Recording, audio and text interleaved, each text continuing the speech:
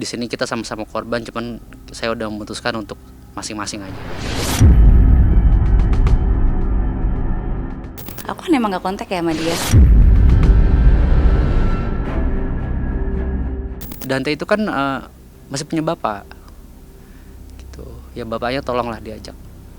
Saya juga mau berdiskusi apa aja yang saya ingin utarakan.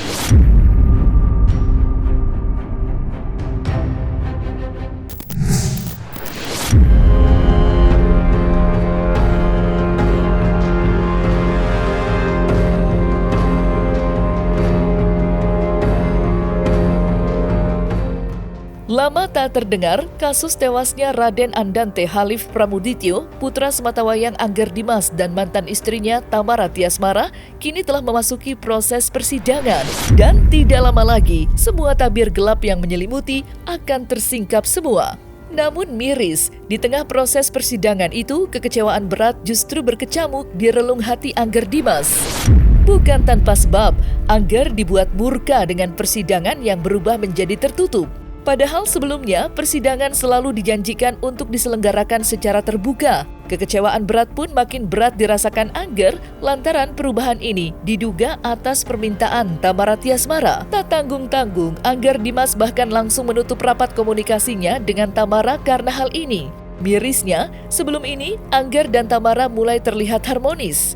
Buktinya, kala Angger dan Tamara hadir berdua di acara wisuda almarhum Dante. Lantas, mungkinkah kekecewaan Angger Dimas terhadap Tamara ditambah parah dengan adanya dugaan yang menyebut mantan istrinya itu masih berhubungan baik dengan keluarga YA? Serta bagaimanakah pula luapan emosi Angger Dimas terkait persidangan yang penuh dengan lika-liku?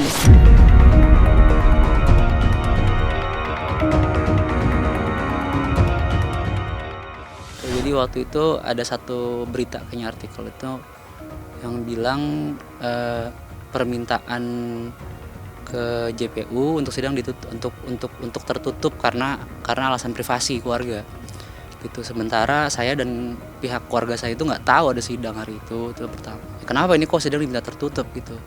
Makanya ya secara refleks ya keluarga kita minta kita bikin untuk dikeluarkan disposisi agar sidang ini terbuka gitu. Dan akhirnya kan kemarin Hakim Ketua Immanuel Tarigan, terima kasih yang udah membacakan surat saya gitu kan, sama surat dari ayahanda saya itu. Sebenarnya sidang ini tidak tertutup, dibuka oleh dibuka untuk umum gitu, secara umum gitu. Asal tapi untuk melakukan live broadcast secara streaming itu di TV itu Pemret itu harus mengajukan izin itu ke Humas, karena ya agar ya nggak ada bias lagi lah, ini terbuka sih.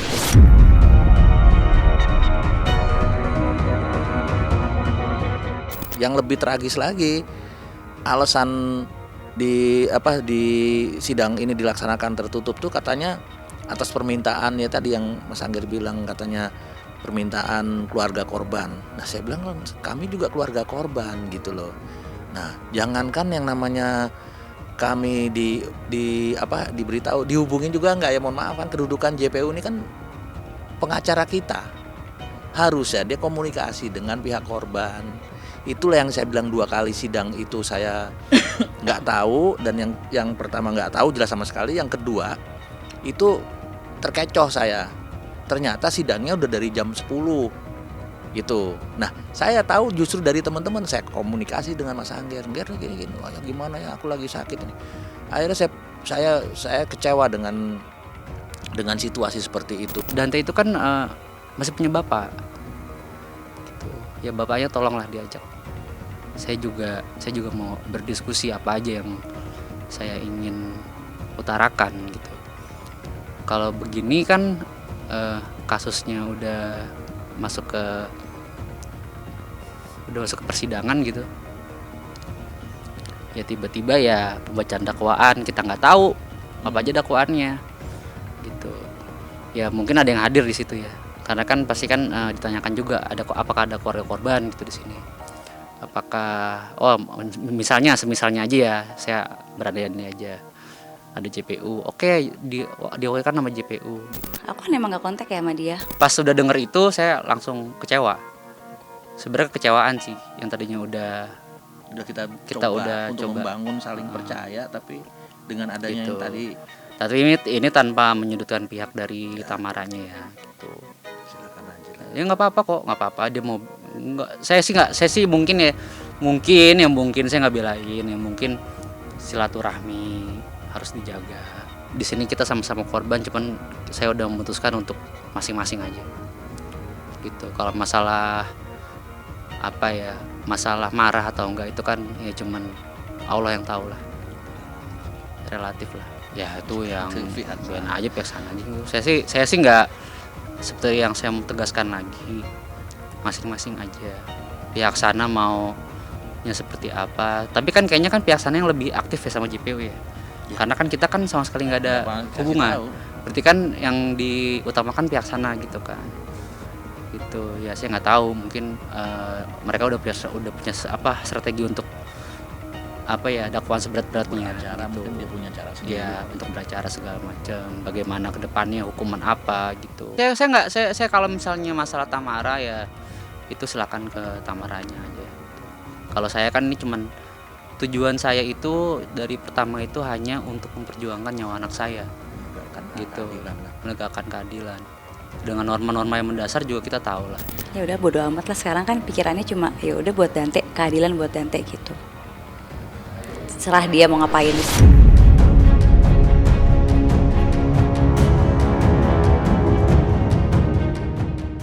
Di lain sisi, memburuknya hubungan dengan Angger Dimas bukan pula satu-satunya pil pahit yang harus dialami Tamara. Karena ternyata hingga sampai saat ini Tamara Tiasmara masih harus merasakan teror di media sosial yang diduga datang dari pihak keluarga dan sahabat tersangka YA. Mirisnya, pihak tak bertanggung jawab itu bahkan tak segan untuk membawa-bawa nama almarhum Dante dalam aksi tidak terpuji itu. Dan tak berhenti sampai di situ saja, beberapa dari mereka bahkan menghubungi Tamara lewat fitur pesan langsung di media sosial. Lantas, seperti apa tanggapan Tamara tentang kejadian kurang enak yang tengah dirasakannya itu? Serta benarkah pula aksi itu kian parah setelah munculnya pemberitaan yang membahas tentang motif dari aksi keji terhadap almarhum Dante? Pastilah, apalagi kemarin setelah sidang itu ya, kan banyak berita yang keluar gitu di media. Ya banyak banget lah yang komen-komen, sahabat-sahabatnya, teman-temannya, keluarganya komen. Ada juga yang kayak kan masih temenan sama aku di Instagram gitu, yang kita DM-an itu juga ada gitu. Makanya kok jahat banget sih gitu, sampai ada yang nyumpahin Dante gitu, yang dibilang apa sih tulisannya, iya jangan sampai dendammu jadi penghalang anakmu masuk surga. Itu kan gak etis ya dia komen seperti itu. Kan aku di sini ibu korban, anak aku meninggal, terus dia ngomong gitu kan, dia nyumpahin berarti. Dan yang melakukan hal jahat itu kan sahabatnya dia. Terus dia nyumpahin aku kayak gitu tuh apaan sih, gak etis banget gitu, no adab gitu, kayak gak punya akhlak banget dia komen kayak gitu. Kan sedih banget aku bacanya, masa Dante disumpahin gak masuk surga? Itu jahat banget, dia udah dibunuh, disumpahin pula gak masuk surga. Anak kecil pula, itu salah Dante apa?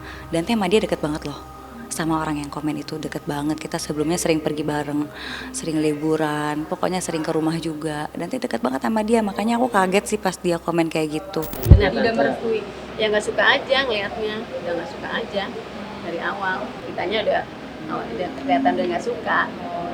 Udah itu aja ya. Kami mohon doanya aja. Namanya sahabat, namanya teman, membela itu nggak apa-apa, itu nggak salah ya, mensupport. Tapi jangan kelewatan kayak gitu dong gitu. Kalau gini kan namanya udah kelewatan, ini berarti membenarkan yang salah. Itu udah nggak bener gitu, udah nggak punya akhlak banget menurut aku ya. Kalau temanku yang ngelakuin nih misalkan ya, aku support dia tapi aku nggak bela dia seperti itu, apalagi nyumpahin anak yang udah meninggal. Itu bener-bener nggak punya hati banget, kayaknya bukan manusia. Aku yang langsung mikir nih bukan manusia ini orang yang komen, nih setan juga minder kayak sama dia. Aku mikir gitu langsung, kayak nih jahat banget, lebih jahat dari iblis gitu. Nah menurutku aku sih mikir kayaknya mereka belain kayaknya karena pertama faktor udah nggak ada yang ngebosin mereka, nggak ada donaturnya nih, donaturnya di penjara. Aku mikirnya sih gitu, karena sama ini yang aku tahu mereka dibayar-bayarin, teman-teman bayaran gitu yang kalau pergi ya kalau ada acara doang gitu. Mungkin sekarang lagi susah, yaudah akhirnya yaudah deh gue ini deh cari muka apa gimana, mungkin gitu ya. Karena selama ini gue udah dibayar-bayarin. Mungkin gitu. Sakit hati banget aku benar-benar sakit hatinya sampai sekarang nih, kayak terutama ke yang komen ya, sakit hati banget, menurut aku udah jahat banget nyumpahin dia apa, akhirnya gitu loh, yang tadinya kita mau diem aja nggak bisa, ya gimana refleks ya. Kalau keluarga sih aku nggak lihat ya ada komen, cuma aku lihatnya ya di TikTok aja, kayak kan muncul di FYP gitu kan, kayak tantenya komen-komen di semua updatean orang-orang yang ada berita tentang Dante dikomenin kayak so jagoan. Aneh sih, maksudnya kenapa sih harus sosmed, kenapa tuh, emang ini mau perang sosmed apa gimana? Giliran kemarin ditanya media kabur-kaburan, pakai masker, tutup muka, kabur, no comment. Tapi di sosmed langsung hate comment di mana-mana. Kayak apa sih gitu, aku kayak bingung maunya apa sih mereka. Nah, ya memang kalau dari ancamannya cukup serem sih ke mantan istri saya sih. Gitu, makanya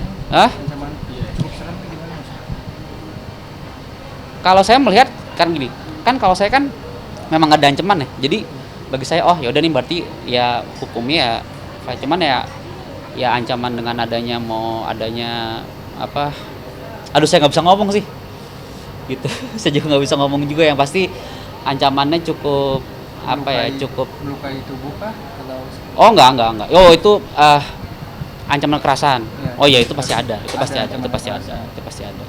Cuman kan karena ini juga ada hubungan dengan ITE juga, saya juga nggak bisa menyampaikan apa gitu. Gitu yang harus saya lakukan itu adalah dengan pembuktian gitu. Cuman kan ini kan balik lagi, nanti saya cuma bisa membantu secara support secara moral karena kita beda kursi juga gitu. Kayak ancaman kayak yang mau jelekin nama aku lah gitu, nanti gue bongkar ya ini, aku sih nggak peduli ya namanya itu, dia kan tersangka ya, kayaknya dia nggak mau namanya jelek sendiri apa gimana, mungkin dia pengen aku jelek juga. Ternyata emang bener-bener jahat gitu, nggak cuma dia ternyata yang jahat, tapi semua gitu loh, kayak semua circle-nya, semua keluarganya sama ini aku anggap baik, ternyata emang semuanya dakjal gitu, kayak semuanya jahat.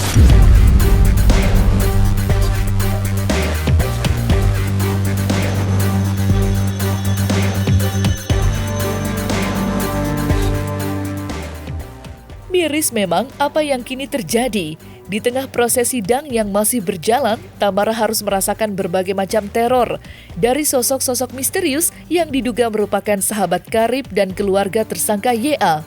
Belum lagi jika mengingat memburuknya komunikasi dengan sang mantan suami. Akan tetapi, Tamara nampaknya mulai bisa bernafas lega. Pasalnya, tersangka YA kini dihadapkan dengan ancaman pasal berlapis yang mampu membuatnya meringkuk lesu di balik jeruji besi selama lebih dari 20 tahun lamanya. Apalagi pada agenda sidang sebelumnya, Jaksa Penuntut Umum sudah resmi menolak eksepsi yang diajukan tersangka YA. Lantas, seperti apa penjelasan Kabid Humas Polda Metro Jaya soal kepastian hukum atas kasus yang merenggut nyawa Dante?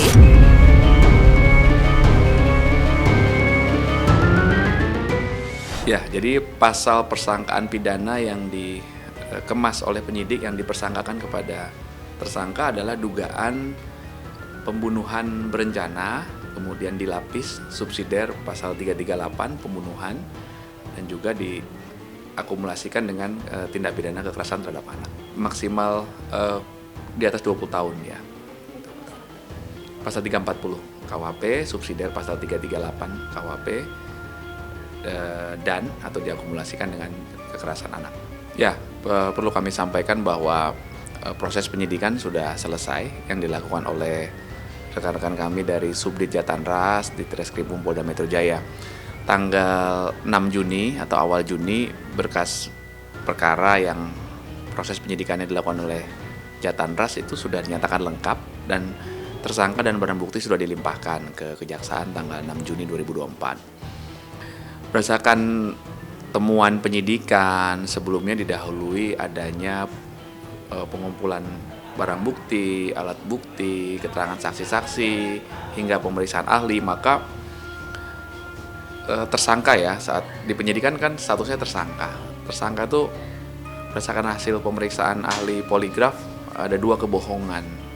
Ada dua kebohongan yang didapat. Yang pertama, tersangka itu berbohong karena katanya dia tidak membrowsing CCTV di sekitar TKP. Kebohongan yang kedua adalah tentang dugaan kekerasan fisik terhadap ibunya korban. Kemudian dari motif yang dicoba digali oleh teman-teman penyidik, ini juga tetap tidak mengakui, ya, karena inilah fakta penyidikan. Artinya penyidikan itu nggak boleh berandai-andai, Apa yang ditemukan, walaupun keterangan tersangka itu bukan alat bukti, karena alat bukti adalah alat bukti yang kelima itu adalah keterangan terdakwa. Tersangka berhak diam saat dilakukan pemeriksaan oleh penyidik, itu boleh berhak diam. Jadi walaupun dia tidak menyatakan punya niat untuk membunuh, alasannya hanya mengajari berenang, tapi penyidik harus melingkar, harus mencari alat bukti lain, keterangan lain. Makanya penyidik juga melakukan pengambilan keterangan ahli yang punya sertifikasi renang, ahli poligraf, dan beberapa ahli lainnya. Ya harapannya cuman ya setimpal, seberat-berat, sesuai dengan hukum yang ada di Indonesia. Ya doanya aja buat Dante yang ya semoga Dante di sana tenang ya, walaupun di sini masalahnya belum selesai, belum clear sampai, semoga Dante di sana tenang gitu, nggak nunggu ini sampai kelar dulu gitu kan. Kita kan sering makan juga, jadi tetap doa, tetap jalan.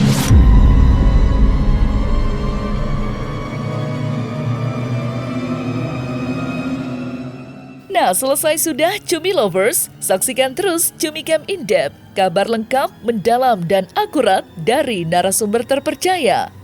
Dan jangan lupa untuk like, subscribe, dan juga share channel YouTube Cumi Cumi.